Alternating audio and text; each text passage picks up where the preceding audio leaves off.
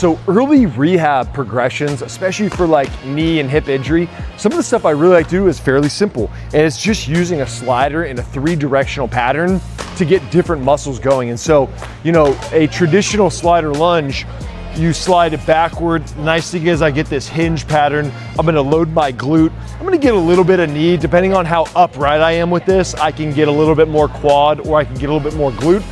And so I can incorporate that pattern. Another one I really like to incorporate is a forward pattern, because when I'm doing a forward reach, even if I'm leaning right, I can shift some way back here, but if I stay up really nice and tall and I try to reach that out, I'm gonna get a lot of load in through the quad and the knee, which is gonna really help me after something like a knee surgery if I'm trying to improve my numbers for force production of the quad, which is a massively important variable for post-op knee.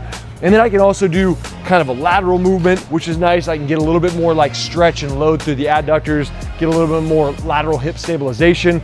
And then if I really want to, I can also do like a curtsy slider position where I'm gonna bring that back and around and I'm gonna work on that loading into the hip, and that's gonna be like that deep hinge with internal rotation. And so 4-way hip slider, really good activity early phase, and you can even load these up and get more difficult with this.